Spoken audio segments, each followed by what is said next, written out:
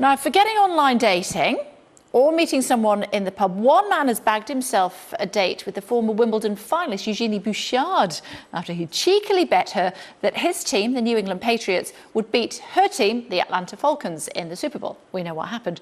John Gurk's reward for his confidence was front row seats to watch the Brooklyn Nets alongside the former world number 7 tennis champion. They look like a happy couple, don't they? So can meeting in an unusual way ever lead to a long-term friendship or relationship or whatever? Great question. Joined by Nichi Hodgson, author of The Curious History of Dating. What do you think? Can blind dates ever work? I think blind dates can work, and I think actually the history of marriage suggests that so I can hear you. The history of marriage suggests that people have often met with no idea of what they looked like. The Georgians were obsessed, for example, with Lonely Hearts adverts, and they would frequently write to people across the country whom they'd never seen, and then have a correspondence, effectively create a bond, and then eventually get to see each other in the flesh.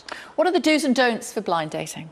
Well, I think the problem of blind dating now is that people aren't as accountable as they used to be. So somebody can create. What do you mean? So, you know, a couple of hundred Profile years pictures, ago. not what. Yeah, a couple of hundred years ago, you could find out where somebody lived, what friends or family you had in common, how they were received by the community.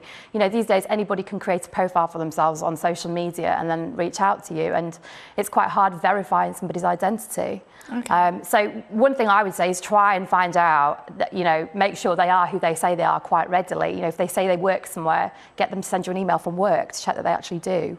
For example, just a safety tip. I like that, actually. Yeah, That's and it's a really straightforward thing to do. And, you know, most people, if they are genuine, you'll be able to see across LinkedIn, Facebook, Twitter, they're the same person with the same picture. So, you know, most people are quite savvy about it. Okay, so we've got a couple of illustrations, haven't we, of people who were celebrities who went on blind dates, and actually some are still together, some are not. Yeah. Let's start with Tom Brady and Giselle Bundchen, is that how I pronounce it? They were set up by mutual friends, I think, weren't they? And he said, friend said he knew a girl version of me, and she said, friend said he knew a boy version of me. So you have to rely on your buddies, don't you? I think relying on friends is a great idea, actually. People in your network can definitely generate somebody who'll be a good match for you. And I think the problem with celebrities is, you know, it's very hard for them to actually meet somebody that isn't after their money or their fame. They look very happy. I think they are genuinely happy, but I think it's also because they're quite well matched in terms of status. So your status is actually very important, the kind of higher up the ladder you go. Because otherwise you end up with hanger-oners and people that are kind of envious of you and all these problems creep in. I used to work as a matchmaker in Silicon Valley and sometimes match Californian celebrities, and they would come to us. Wow, that sounds fascinating. It was amazing. Tell us and about I can't tell too much because I had to send an NDA that applies until I'm dead, basically. But they couldn't meet each other. They couldn't meet normal people. They could only date within the industry, and then they would meet at, you know, fancy parties, and there'd always be a kind of PR there. So actually meeting somebody that you could just go and have a dinner with, this is quite difficult when you're famous. Doesn't always work out though, does it? Courtney Cox and Johnny McDade, they met. He's Snow Patrol, isn't he? I think. Yeah. I think I'm right in saying they were actually introduced by Ed Sheeran. Again, they look very happy. That didn't work out. No, and you know, lots of relationships don't. So, so just because they met on a blind date, it doesn't. No, actually... I don't think it makes any difference. I think the one thing I would say about this new match, though, is that it wasn't entirely blind, because I presume that Eugenie's security team would have vetted this guy before they ever got to meet. And it's quite a coincidence that he's actually rather good looking as well. She's quite cynical. It must be harder, though, as you were saying, if you're a celeb. Yeah, of course it is. There's so many problems. But I also think you have to be much more careful about how you go about meeting someone. And the other thing is that she's very young. So she's, you know, she's beautiful, she's successful, but she's still very young. So she's probably as keen for love as anybody else. I'm sure that's true. Talk to us, you touched on Victorians there. I know that you've written a book about blind dating, haven't you, really, tell us what the title is? Yeah, it's The Curious History of Dating from Jane Austen to Tinder. So it's really from like 1750. Fantastic. Fishing fleet, tell me about that. Yeah, so the fishing fleet was the nickname given to groups of women that would go over to India, colonial India, looking for husbands. And they were quite funny because they knew they were all in competition with one another. So on the boat over there, if they met anybody who was a soldier or, you know, somebody going to work for the Raj that was very handsome and good looking and fun, they would try and bag him there and then on the boat so that they could get married as soon as they docked in India. Why wouldn't you?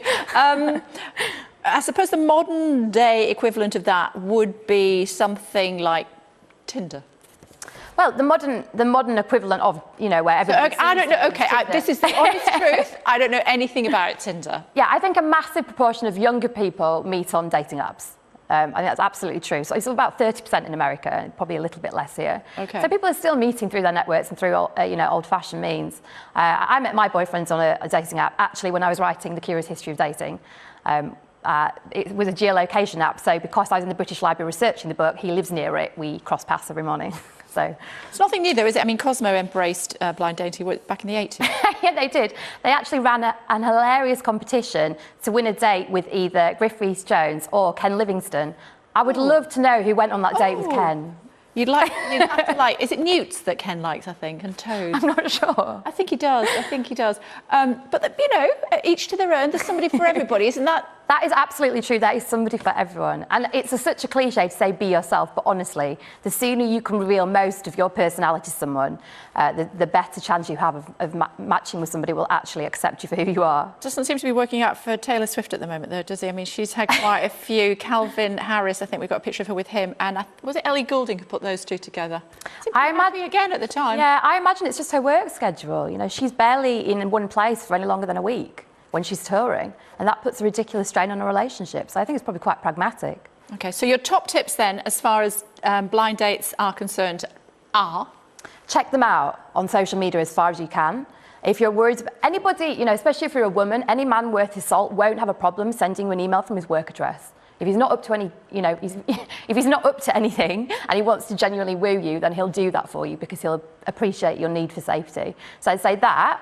Yeah. And then make it a short date in a public place. Absolutely, this dinner nonsense. Absolutely no. Have one drink. No. One drink or one coffee in a public place where you'll be safe, you'll be seen by others. You get a sense of somebody's character and demeanour very quickly from an hour date. And then if you like each other, carry it on. But you know, just don't waste your own time, is what I say. So Jeff Bowyer, hi Jeff, has tweeted me this afternoon at @KBurley saying, my mum and dad met on a ship from South Africa to the UK and were married 6 weeks later. They've been together for 45 years. There you go. There you go. It's all about intention. If you're really ready to find love, I think you can find it. Okay, and Jim Toms, hi Jim, saying, if you count internet dating, yes, been together 15 years this September, married for 13. So there's lots of love out there. You just have to cast your net. Is that what you said? Cast your net, yeah, it's a good expression. How's it going with your boy? Oh, very well. Very, very happy with him. Glad to hear that. Good to talk to you. Hi, Ferdy. I'll see you later. Thanks very much. Thanks, well, it's great to talk to you this afternoon. We appreciate it.